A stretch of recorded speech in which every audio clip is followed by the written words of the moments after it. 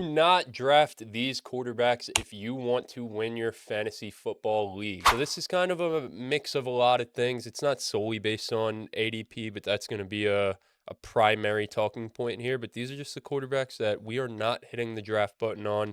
I'm going to get us started. Pains me to do this because not only is this your boy, but this is my boy from the womb, honestly. We grew up together. It's Jaxson Dart. He is currently being drafted as the quarterback 7 on Sleeper, and that is just too rich for me. I actually have him as my quarterback 16, and I might be low on him, but I mean, I have him going for 3,350 passing yards, 22 touchdowns.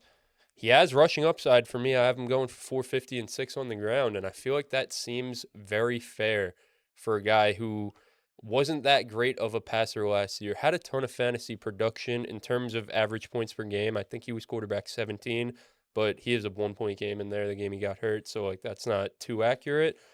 But I mean, this is a guy who had 9 rushing touchdowns across 12 starts last year. And that's a big talking point for Trevor Lawrence, who I talked about in the video before this, actually. We're recording these flip-flopped, but I talked about Trevor Lawrence in the video before this. He had 9 rushing touchdowns. He did that across 17 games, and everyone expects that to drop. This guy did this in 12 games, so I just think that's unsustainable. Yes, the Giants' offense has improved, right? You're hoping for healthy Malik Neighbors. You bring in Isaiah Likely as your number 2 option, and Isaiah Likely as a number 2 option is great for Isaiah Likely. It is not great for Jaxson Dart. It's better than what he had. It's not great.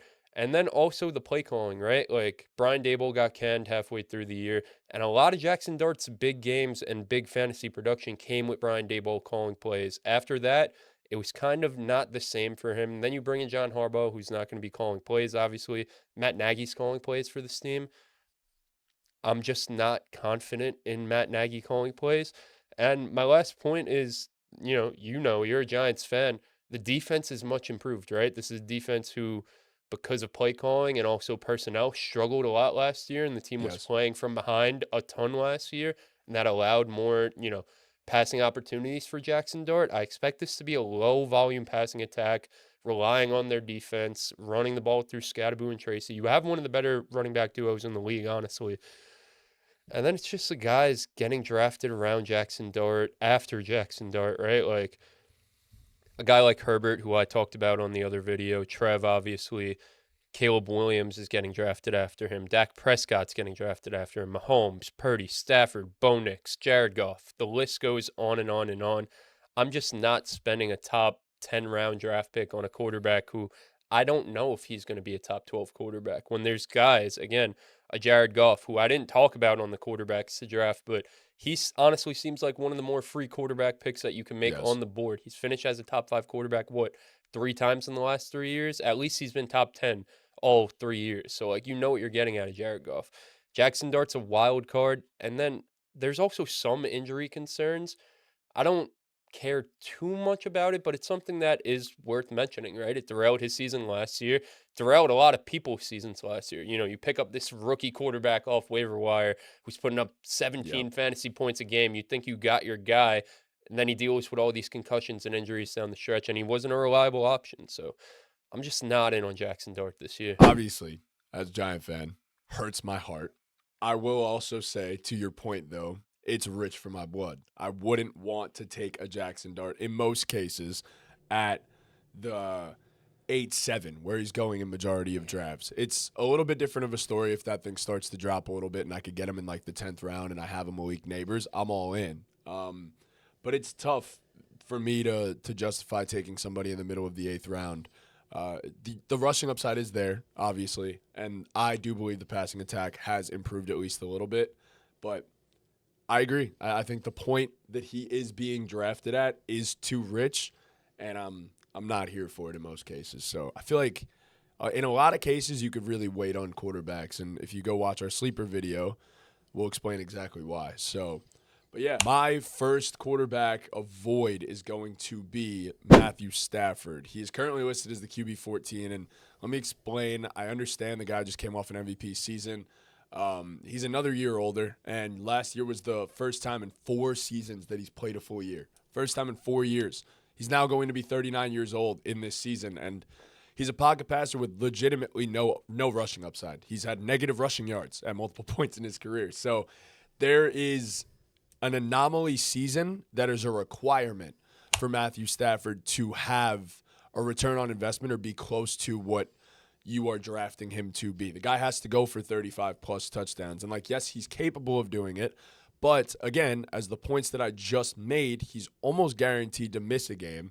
And then on top of that, the guy, 35 touchdowns for anybody. Granted, I know it's the Rams. I know it's a high-volume passing attack, but I'm just not willing to always make that bet and draft a pocket passer in fantasy because the floor can be so low in a majority of weeks. So, yeah, if he doesn't play a full 17 and or he doesn't go for 35-plus touchdowns and keep his interceptions to a minimum, you're not getting a guy that's going to be a top 10 quarterback in fantasy football like you would hopefully intend for him to be when you're drafting him. So, yeah, all pocket passers for the most part I try to avoid unless it's really late in the draft. But Stafford is it's not a guy that I'm going to be pressing the button on this year. Yeah, it's tough with Stafford because he was so damn good last year. Good. I mean, tied for second in points per game with 21.1 points per game. He was awesome, obviously the MVP, but I think you make a good point. Obviously this is a great player, Super Bowl champion, probably a Hall of Famer, but that's probably an anomaly of a season, right? I mean, he had 46 touchdowns to 8 interceptions. Yeah, I mean, that's a ridiculous season. There's a reason why he won the most valuable player in the NFL. And, I do think to an extent, though, the regression is baked into his price. For sure. This is a guy who was a top 5 fantasy 100%. quarterback last year, going as a quarterback 14. So I don't think it's the worst click in the board, but Agreed. It's a risky one. I don't think the spot for him is necessarily bad. I just think that QB 14 with some of the guys around him where I feel like I have a safer 4, like a Bo Nix, and then in Jared Goff a whole round and a half later, 2 rounds later, essentially, I know I could get very similar production from him if I want to go for a pocket passer. So it's just weighing who's around him more so than the actual draft. Yeah. I mean, point even itself. one quarterback ahead of him on the board is Brock Purdy. Yes. You have to draft him a little bit earlier, but there's a safer rushing floor with a guy like Brock Purdy who could also put up very good passing numbers. So I get the sentiment. I do feel, though, like I said, I'll just reiterate, I do feel like the regression is definitely baked into his price to where, he's not a guy for me who, I'm not pressing the button, but I would need to get him at a value to press the button. For sure. I would probably need to be getting him at around a round or a round and a half-ish later than I'm getting him right now. So, that's kind of where I stand. I think that's fair. And then my second quarterback that I will not be touching with a 10-foot pole this season is Jordan Love. He is currently being drafted as the quarterback 16 on Sleeper, and that's just too high for me, man. I mean, he's going before a guy like Jared Goff, Malik Willis, who I know you're going to speak about him, but at least has some rushing upside, right? Baker Mayfield, who we've seen be great in fantasy 2 years ago. Tyler Shough on a young ascending offense, a Kellen Moore offense that's going to run top 3 most plays in the league. A Kyler Murray, who, again, has rushing upside, who you've spoken about before. This is a guy who doesn't have much rushing upside baked into him. He's a guy who tends to be on a lower volume passing attack in the Green Bay Packers, right? They want to establish their offense through a Josh Jacobs. And then he's a guy who, just like Dart, just like maybe even Stafford, hasn't had the cleanest bill of health throughout his NFL career. Misses a game here, misses a game there. When there's guys who I not trust more to put up more points necessarily, but trust to play the full season more, right? 100%. A guy like Baker Mayfield, get him after. I at least know Baker's going to give me everything he has. He's forcing his way onto that field. And sometimes that's what fantasy football is about, right? You're putting together a collection of men, and you want them to ride for you the way you ride for them. And Jordan Love is just a guy who I don't think he's riding for me the way I need him to.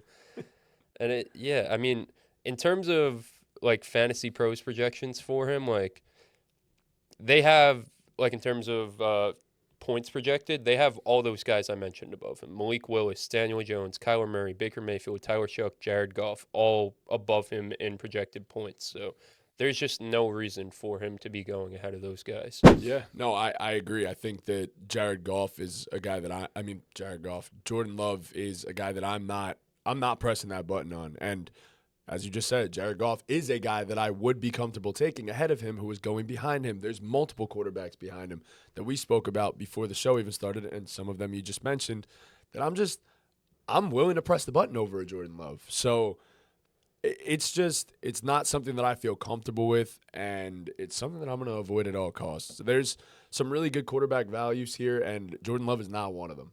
Definitely not. Yeah, it's just like I have him having a pretty solid year. I mean, I have him going for damn near 4,000 passing yards. I have him 27 passing touchdowns.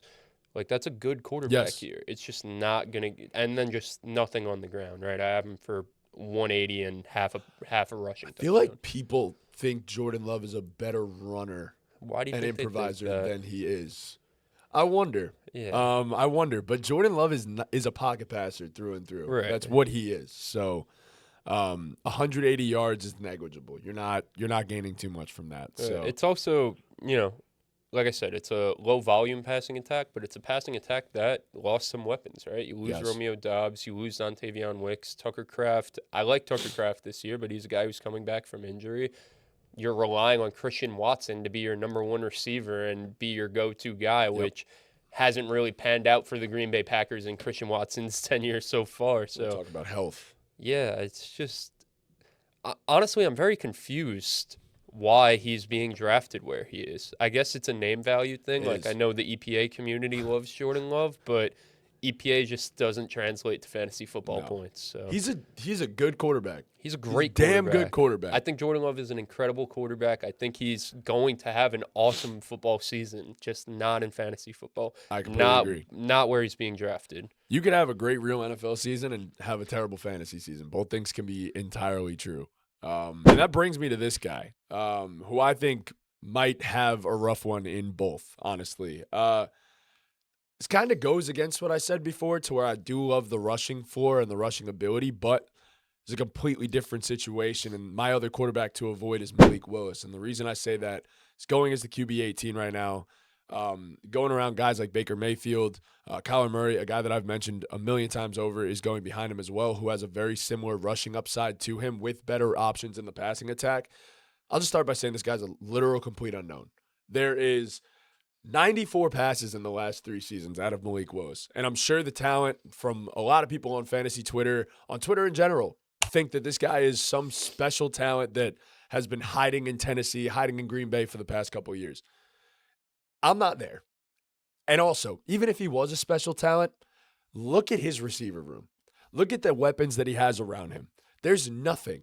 So they haven't even set him up for success in terms of going out there and passing the football. And yes, I understand that everybody thinks that the rushing is going to be ridiculous and it should offset everything. Malik Willis is a very good runner of the football. Do not get me wrong. You are basically necessitating him to be a Justin Fields level runner of the football in this case. And I'm sorry, that's not the guy that he is. In his starts, he averaged a little over 50 rushing yards per game. And Justin Fields, by the way, in 15 games, had 1,143 rushing yards. That will get it done in fantasy football. 700 rushing yards, 600 rushing yards with very limited pass production really just ain't going to get it done for me. And not to mention, as I said before, weapons. Justin Fields had DJ Moore. So at least there was a great passing attack. At least one weapon that you could get the ball to. And DJ Moore went off for 1,300. But we're talking about Malik Washington. Your guy, Greg Dulcich, is going to have to potentially be the number one. And like all respect to Greg Dulcich, but if he's your number one target in an offense, it's probably not a good thing. Devon Achane, of course, but that's your running back is your number one option, then you still got problems there too. So I'm out all the way on Malik Willis. I can't justify pressing that button if the guy's not going to give me over 1,000 rushing yards. No, I'm completely with you. I mean, you mentioned Justin Fields from a few years ago. Another name to throw in there is like Jaden Daniels from 2 years ago, right? Like, he was my fantasy darling. I had him in every single league. He won me a plethora of money. Drafting him in the 10th round was the best thing I ever did. That's not what you're getting, right? Like you mentioned, Justin Fields had a young ascending receiver who needed a semblance of quarterback play to get him over the Yes. top, and they helped each other in DJ Moore. Jaden Daniels with Terry McLaurin, same story. Justin Fields went for over 1,000 rushing yards. Jaden Daniels, damn near 1,000 Yes. rushing yards. I think it was 950 plus. And an elite passer. And an elite passer, right. Had, what, 24 25 passing passing touchdowns. Right. This is a guy, Malik Willis, who, I mean, looking at both of our projections for him, we both have him under 20 passing Yes. touchdowns. I have him at 17. You have him at 14. Honestly, feel like I'm being a little bit generous having him at 17. This is an offense that isn't going to score a lot of points. They're not going to be in scoring position a lot. I think there definitely is rushing upside, sure. right? Like, especially given the fact that it is a bad team, that they're going to be playing from behind a lot, that they're going to be throwing the ball probably more than, as a Dolphins fan, more than they would like, because this is a team that's all summer said how they want to establish the run the ball, run the ball, run the ball. They're not going to be able to do that, and Malik Willis is going to be the one running the ball when he's running for his damn life. But yeah, there's just, I mean, passing touchdowns are 4 points, rushing touchdowns are 6 points. Like, that's king in this shit. Like, we love yards, we love completions, obviously, but we're looking for touchdowns. We're looking for points on the board, and this is a guy who, again, I have him at 17 passing touchdowns and 4 rushing touchdowns, so 21 total, which, again, feels generous. I mean, you have him at 14-3, 17 touchdowns on the year. That is not going to get it done. It's just not going to get it done, and, now that we're at the end of the video, right, and by the time they're seeing this, our quarterbacks that we love, that we're smashing, is also out. It's what I just want to throw this out there to the people. It's what I said to you before the show. I mean, this is a year where I feel very comfortable taking quarterbacks earlier in the draft. And I'm not saying, taking Lamar Jackson in the 4th round, like you have to take Lamar Jackson every time he's there, but there's so much talent in the upper half. That quarterback 5 through 13, 14, like those guys are going to bang. And at the end of the draft here, like Jared Goff, again, we keep mentioning him, great value there. Bo Nix is a guy who has value, but other than that, like I'd just rather spend up on a quarterback and know what I'm going to get, because again, this guy Malik Willis, like, what do they call the Russian quarterback thing in fantasy? The Unami code, whatever they call it. Like, this isn't a guy who's giving you that. Like, in theory, yes, but he's not that guy. He's not the guy that you should be, waiting on. I completely agree. He's a great runner of the football. Do not get me wrong. There are levels to this. Lamar Jackson and Justin Fields are the top runners of the football. He's not on their level. He's just not. Right. He's not on their level in terms of the yards he's going to accumulate, and he's not even to his own fault, but he's far from the level of a Josh Allen, a Jalen Hurts, a Jaxson Dart, a Trevor Lawrence in terms of the rushing touchdowns 100%. he'll be able to accumulate. Like, this is not a hating on Malik Willis. This is a fact of I've barely seen him play, and on top of that, his offense sucks. Right. Sucks. Yeah, I mean, and again, I mentioned I really do think like drafting a quarterback is the way to go this year. I know we differ on this, and I've been a guy who's streamed quarterback in the past and had success doing it. I don't feel that comfortable doing it this year, but even if you were going to stream a quarterback, there's options after Malik Willis that I feel safer with, right? Like, he's going into quarterback 18, all the guys under him, Baker, Tyler Shuck, Kyler, CJ Stroud, even a Sam Darnold. Yes. Even a Sam Darnold down at quarterback 23. Exactly. Like, he's probably a guy who's not even being drafted. Like, I'd rather just not draft the quarterback position at all and pick up Sam Darnold before week 1. I'll say this, though. I do agree with your sentiment of, like, those middle rounds, I don't think I've seen more quarterback value in the past. Because, like, if I could get a Jalen Hurts at the back end of the 6th or start of the 7th, a guy that's been a quarterback 1 in the past, or a top 3 quarterback at least, why wouldn't I? Right. Like, why would I not? Jaden Daniels at the end of the 6th round, start of the 7th round. Like, why would I not? So, I agree. When I say I avoid quarterback early, I'm saying like those top 3, top 4 rounds. I'm not drafting a quarterback. I'm going to do everything I can to not do that. But once you get to that 6th and 7th, man, if I could get a Jaden Daniels or a Jalen Hurts, there's so much value in the mid-round quarterbacks, it feels like, this year. Not even just, I don't even know if value is the right word. Like, I just feel more comfortable drafting them than waiting on it. And like, Like, again, like a guy like Jaden Daniels in his rookie year who's, going in the 10th round, sometimes even later than that. Yep. I was so confident in that pick. Like, I knew that pick was going to bang. Justin Fields 3 years ago, that was one of the most obvious things ever. Like, Yes. you had to be all over Yep. that. A lot of people won their leagues because of that. Forget about just Malik Willis. Like, there isn't a guy like that here, for me anyway. I know you have one guy, but I do. I don't Yeah. see a guy like that on the board for me who's can't miss down here. Obviously, if you guys have already seen it, yes, Kyler Murray's the guy that I just fully believe will be that quarterback breakout down there. But it's tough. You're playing the odds. But the thing is, there are at least two guys down there that I feel like have shown you in the past. Have shown you in the past that they could do it. And definitely have the opportunity to do so. Yeah, so. it's obviously not something that's impossible. We've seen it time and time again before, but yeah, I mean, there's just so much value in the mid-round. I mean, two of the guys that we didn't even mention here are guys that I talked about in the other video, in Herbert and Lawrence. Yes. Like, much more comfortable spending up on Caleb, those bro. guys, taking a shot on, running back, receiver, whatever it is later in the draft. Those are our quarterbacks that we are not drafting this year. Comment down below if you agree or disagree with any of our takes, any quarterbacks that you guys are making sure to avoid in your draft. Stay tuned for the day after this tomorrow. Perfect draft strategy from the 103 is dropping. And then next week, we have the 104, the 105, the 106, and then running backs to draft and to avoid. Be on the lookout for that. And with that, Ball game.